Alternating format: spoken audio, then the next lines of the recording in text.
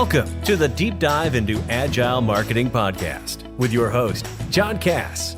Together, we'll take a closer look at the ins and outs of marketing through an Agile lens. You'll learn from interviews with top Agile thought leaders and practitioners and gain fresh new insights for your journey. Let's get ready to dive in. Welcome to the Deep Dive into Agile Marketing with John Cass. I'm your host, John Cass, here in Boston, Massachusetts.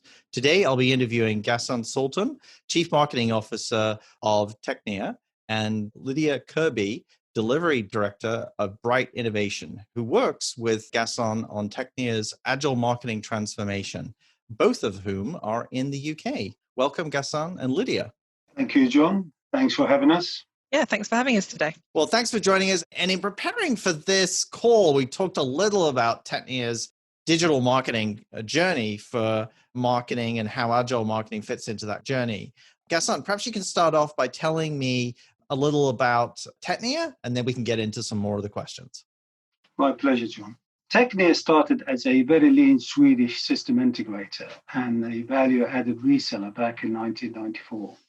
Since then, TECHNIA grew organically and through many acquisitions into major global software and services company, specializing in product lifecycle management, software and engineering services, serving almost all known industries from automotive, aerospace, life sciences, industrial equipment, food, and even travel and fashion.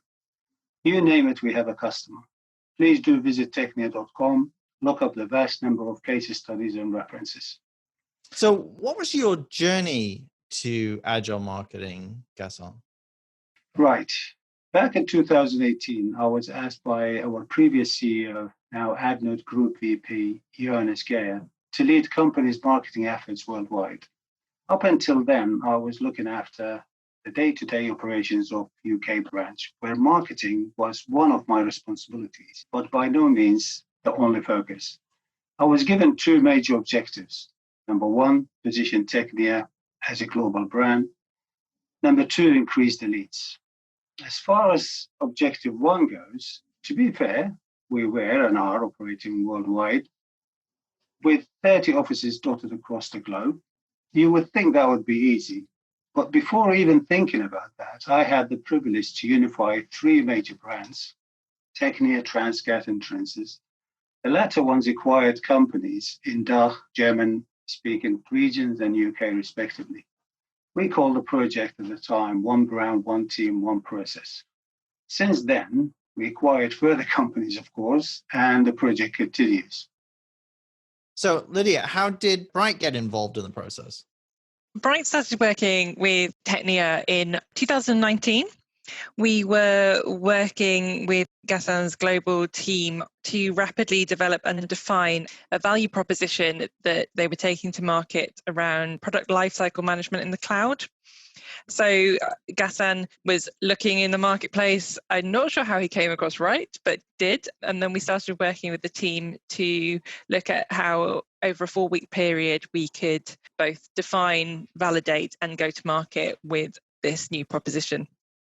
That was the first engagement. And then over the last couple of years, we've been working with them on similar projects, and most recently in 2020, the virtual event as well, which is really exciting for Bright team. Ghassan, how important was it to have an experienced team to work with on the Agile marketing transformation when working with Bright? So when I started again the global marketing role back in 2018, I had no team. In fact, it was one-person quest with a few local marketing teams busy with technical marketing. And to be frank, digital marketing wasn't the main focus. And tell you the truth, it wasn't proven either. Sales did not buy into the idea at all. Building a cohesive team was priority number one for me. Thus, external supplier was a must to accelerate the execution of my back-of-the-packet strategy. And so who took the leading role in terms of advocating for the change to using Agile marketing? So just like Lydia said, it was more organic, really, what happened. I did my research. Lydia said she didn't know how I come across Bright. So I did my little research online. And at the time, Zoe Merchant and I started a conversation via LinkedIn, which led to a proof of concept go-to-market fast project we had, which bright proof they can actually consequently do this job very effectively for us, where Agile Marketing was first introduced to me at the time. And then the newly formed team, which was only a handful of mine, working with Zoe and Lydia's teams, both teams grew and it started to become an extended team for me, where Agile Marketing was almost the core technology we used, if you like. Great. So Ghassan, you've been going through your digital marketing transformation journey at TECHNIA. Have you had to change your marketing technology, to organize the team? Were you using existing tools, or did you adopt some new ones to help with the process? Or are you just using manual process? What's the process that you use? The quick answer is yes. We definitely, MarTech and the cohesive skill team were both top priority of mine, and it still is. In fast-moving digital domain, we can't afford to use the good old Excel sheets and tedious admin work. We just don't have the time for it. We couldn't actually execute the demand we had on us. Remember, we have limited resources and time. Automation and streamlining web and campaign content were and are a must. This year, we are embarking even further. For example, we're experimenting with localization, AI, and human-based apps. So we can actually reduce the time when we translate the content. And of course, smooth integration between sales and marketing applications. Our new CEO, Magnus Folkland, and our new appointed COO, Rada Zrelik, are very keen to use the latest tech available to automate our processes internally, and marketing is part of it, in order to reduce admin generally and increase efficiency across TECHNIA worldwide, which what we really do for our own customers, believe it or not, a day in, day out on product lifecycle management systems. And of course, they are on a quest to reduce costs and increase efficiencies in producing optimum and sustainable products. And we should lead by example, wouldn't you say? Absolutely. So Lydia, as you supported Ghassan and his team, let's get a little into the details. How long were the sprints? Maybe some coverage also of, how they were using those tools, and did they have to adjust the period of the sprints when first setting up Agile Marketing? So we normally work with clients on either 2 or 3 week sprints. We base that on the project type and what we're looking to achieve over the whole campaign. With TECHNIA, we have been working in 3 week sprints. As Ghassan's mentioned, there's global teams, there's local territories. That 3 week period really allows for the plan, do, review process to rotate in full.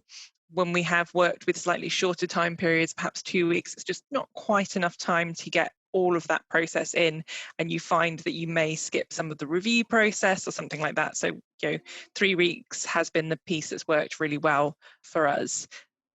On the tools, Microsoft Teams, I think anybody has found over the last year or so, as we are now all remote, these platforms of sharing documents, allowing people to chat, and also with TECHNIA's Microsoft Teams instance, particularly opening it up to the wider company and allowing the alignment of marketing and sales on some of these projects. That has been kind of a core tool to drive the success of these projects. In terms of project management, we've used Monday.com, which we find kind of a useful tool for more of the Kanban approach as well. Ghassan, how did Agile Marketing impact the workload of the teams? Right. If I may quickly describe my career path, I believe it does have some relevance to our subject today, and I hope somehow would answer your question, because it's human related rather than tech related.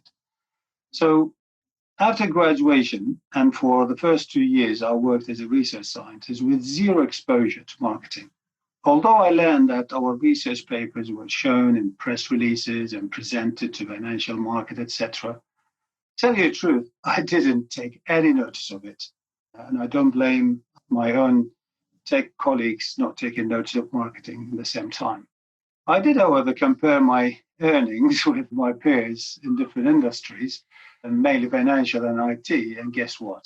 Very quickly, I decided to switch career from science and engineering into IT and media, where I was totally exposed to marketing. And funnily enough, to the agile project management, be it in software development. With that in mind, you can see how agile marketing becomes a very attractive proposition when your boss asks you for a major change and a quick results. For me, it was a no-brainer to pursue the idea of iterative sprint, minimum planning, maximum execution, measure, adjust, and sprint again. My thought experiment was straightforward. Common sense, you have that theory. I guess, let's try it in real life and see if it works. If it doesn't, then we drop it. And guess again. If it works, then we redo and make better. Now, digital and agile marketing became two major pillars in our marketing strategy since, and the team reorganized and evolved accordingly. And that includes sales and technical team, not just marketing. So the sales team's been using Agile as well? Right, that's a very good question. And the most important question really as well, because people make all of it happen, not the MarTech and shiny strategy presentation. And I'm not only referring to just marketing team. To be frank, it was an evolution rather than revolution. And right team did help by advocating the method. And in fact, I even dragged them in to talk to our sales guys. So sales, they changed due to results, and the education took a while. It wasn't straightforward. But the sales, as well as others in the worldwide TECHNIA, they changed their mind about marketing by us educating. And I think this agile way of working and seeing results quick, it did help. Was there any right sizing of tasks with the team, on the rollouts? Another way to put that would be, did the entire agile marketing process help the team to understand different projects and different tasks that they did? How did they manage that process in terms of right sizing them? What we did, because of the complexity of, as I said, there was educational element of it to make certain people not knowing about agile marketing, and as well as actually marketing in general and what kind of result digital marketing will bring. So we had a very simple method there where to measure the effectiveness, if you like. So we had simple 2-page method. In first page, we set up the overall objective and expectation.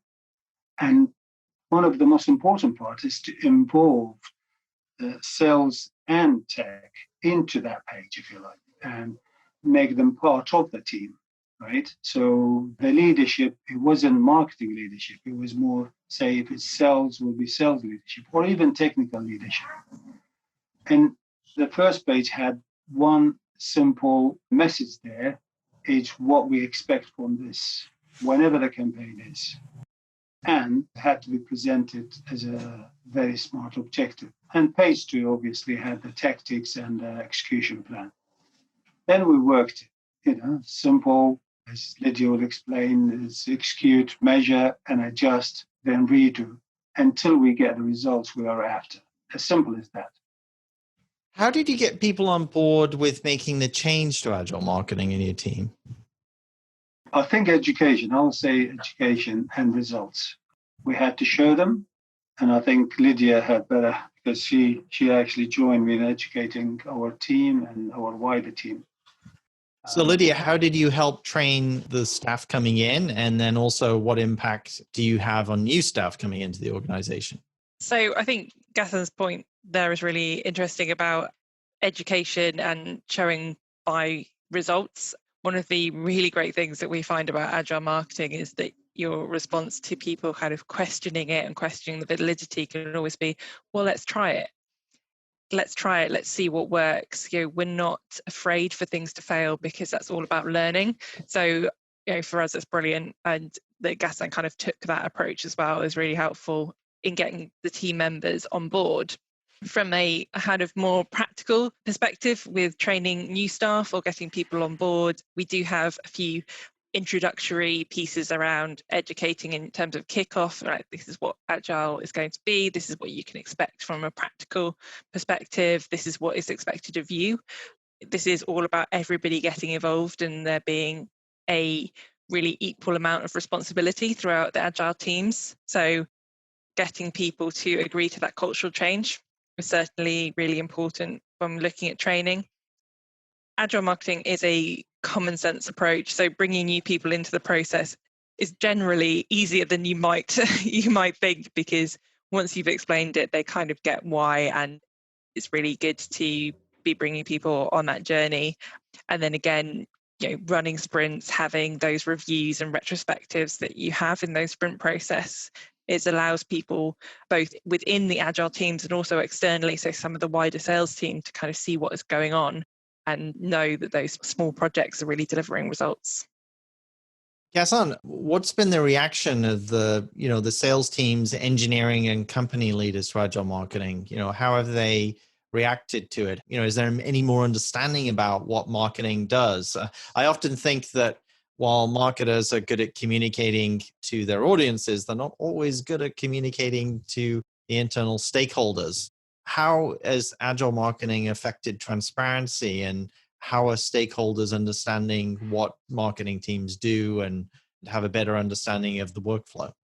I'll absolutely agree with your conclusion there about the understanding and so forth.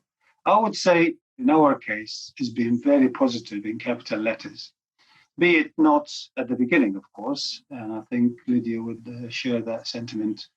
A few factors did help along the journey. One, sticking to clear, simple strategy. We didn't move from it. We want to be digital leaders, and we're going to carry on with this. And we were adamant this is going to be successful. The second, it was the results.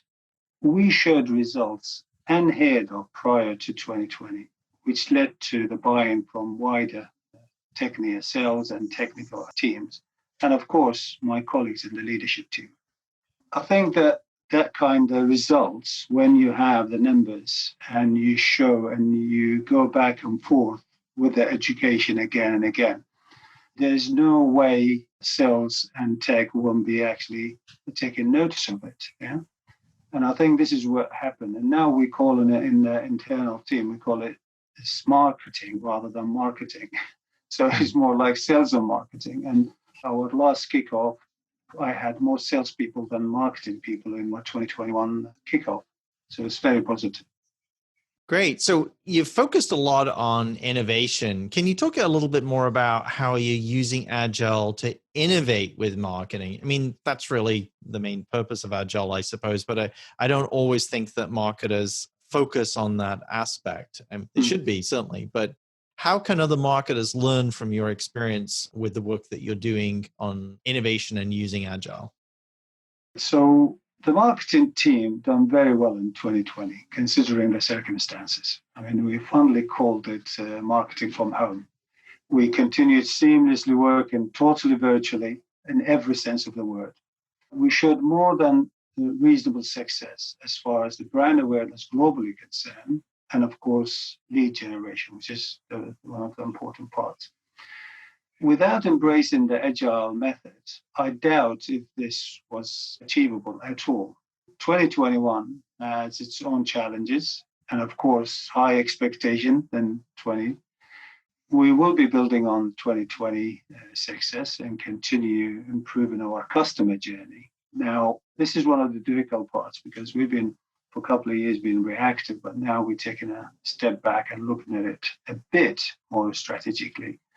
And we're going to be executing bolder and innovative marketing campaigns. And of course, we will be only using the Agile method. And the reason for it is I think we can't really come up with an idea like we did in 2019 in November, when I came to a room and I said, we're going virtual.